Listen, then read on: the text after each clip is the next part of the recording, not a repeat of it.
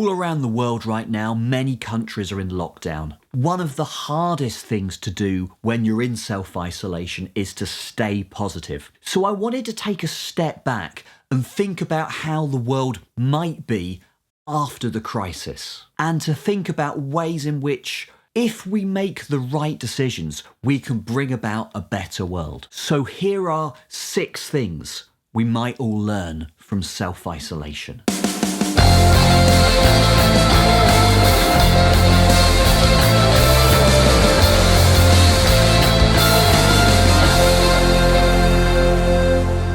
Hello everyone, welcome to Attic Philosophy. It's a gorgeous day today in lockdown Britain. It's so sunny outside, I've had to make makeshift blinds for the windows out of old t-shirts. In Attic Philosophy, we're talking about metaphysics, the mind, language, logic, social philosophy, and we're also talking about the coronavirus crisis. Things are really hard in the world right now. We're worried about our friends, we're worried about our relatives, we're worried about our health system and our friends who work in the NHS. But I wanted to try and take a step back and think beyond all that. Look forward to what is the world going to be like in, a year's time? And are there any reasons to be positive? Are there any notes of optimism? And yeah, I think there are. I think there are things we can learn from this period spent in isolation. And I genuinely think if we make the right decisions going forward, we can make society a better place, better than it was before coronavirus hit.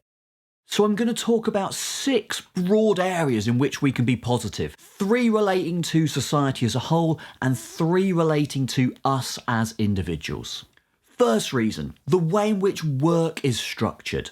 In contemporary society, we basically have a Victorian industrial structure to work. Most of us get up in the morning, we get in the car or we get on public transport and we go to a central place, a city centre, the workplace, the office or whatever. The office is basically the modern equivalent of the Victorian factory. Although this is in some ways efficient, I think it's really bad for us, it's really bad for society. So it's bad for our mental health, having to spend huge amount of time cramped in on public transport, or if you're sitting in your car, sitting in traffic jams. It's also super bad for the environment. All that pollution, doing away with commuting to work would massively help our efforts to reduce carbon emissions. And I think one thing we're starting to learn from this period spent in self-isolation is, you know what, working from home is something we can do. Okay, so it's doubly hard at the moment because we have to spend all our time indoors, but once we can socialise again, actually working from home, I don't think it's such a big deal. We can actually work really productively, creatively, independently from home, or at least from community work hubs. This could be a massive, massive boost for ourselves, for our mental health, for the environment, but I think probably also for our employers, for creativity. Second area, thinking about who matters, which jobs, which roles in society matter. Winding back a few years, you might be forgiven for thinking that the people we really care about as a society, it's the celebrities, it's the bankers, it's the footballers, maybe the politicians. Turns out, when it actually comes down to it, who we really need, it's the NHS, the health workers, the teachers, the social carers, the binmen, the cleaners. All those supposedly low-skilled workers, they're essential to society. So the UK government recently produced its list of essential key workers: health and social care, education and childcare, key public services, local and national government, food, public safety, transport, utilities and communication. Nearly all of these groups are public sector workers. Since the early 80s, public sector workers have pretty much been under attack. The line has been it's the private sector that provides employment, that contributes to society, so the government has really supported the private sector. The public sector, we've seen wage cuts, pension cuts, and we've seen working conditions getting worse and worse and worse. Now it turns out they are the people we really need in society. So shouldn't we make those jobs safe? Shouldn't we make those jobs secure? Shouldn't we make those jobs well paid? At least well paid enough to encourage people to come and do them in our country. So one thing I'd like to see in society going forward is a real emphasis on supporting key public sector workers. Third thing we can learn, we have to support everyone financially in our society. So currently we do that, or at least we do a bit of that through the benefit system, through Social Security. What a lot of people are realising just recently is it's not enough. So in the UK, we have about 5 million self-employed people. And when coronavirus hit, and it turned out most of those people weren't able to go out and work, they were faced with the prospect of losing all of their income. And the government initially at least was offering £94 a week of support for those self-employed people. And a lot of them turned around and said, that's just not enough. Now, £94 a week is actually a lot more than most benefits provide people a week. So it seems like a lot of people have realised that our UK benefit system, it's just not generous enough. This conflicts pretty sharply with what a lot of people were saying up until quite recently in the press, you know, that our benefit system was too generous. It talked about people as scroungers, as work shy. I just don't think that's the case at all. And I think people have realised that when it started to affect their life. So another thing I hope we take from this crisis is that as a society, we have to support people financially, and we have to do that in a way that is generous enough to allow those people to live their lives securely without fear of serious financial hardship.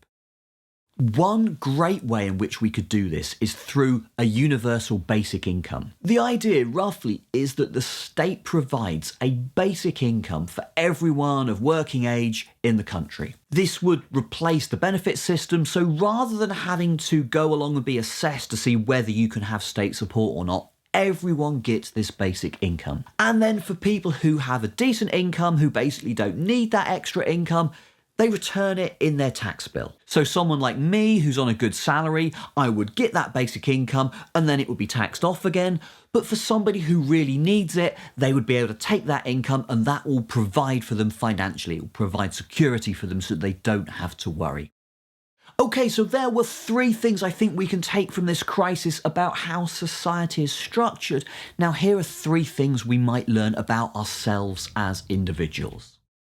4th thing we might learn, we should focus on what matters. So different things matter to different people and different things matter to a person at different times. Job, career, success. Don't get me wrong, those things can be important. Most people need to have a job in order to be financially secure, but they aren't everything. What this period in self-isolation is reinforcing for me is that what really matters is safety of my family, spending time with my family, time at home, playing, enjoying ourselves, being happy together just in this moment, and trying hard not to think too much about what the future's going to bring. Of course, we're also realising just how important social interaction is. Once all this is over, I just can't wait to go and see my family, my friends again. So what I'm going to take from that is I need to spend less time worrying about the future, about my career, about my job. I'm going to try to spend more time enjoying myself with my friends, just as soon as we're allowed to do that.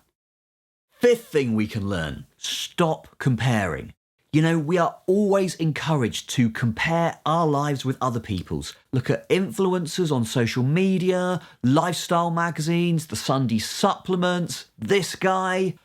Okay, yeah, maybe not that guy. We are always being told to evaluate our lives by comparing it to these projected versions of perfect lives. And you know deep down that nobody has a perfect life, but it's so hard when you're seeing these images all the time. All of that has got a lot easier for me recently because I just can't do those things, right? I can't go out and buy that fancy new gadget. I can't go and try on those clothes. I can't take my family off on this amazing, life-changing trip to India or whatever. Things have got a lot simpler. What can we do? We can play in the garden, we can watch some TV together, we can tell each other a story, we can play music to each other. By not comparing our lives to these projected ideals of perfection, it's actually a lot easier to be happier with what you've got. I'm going to be doing my best to take that forward into the future.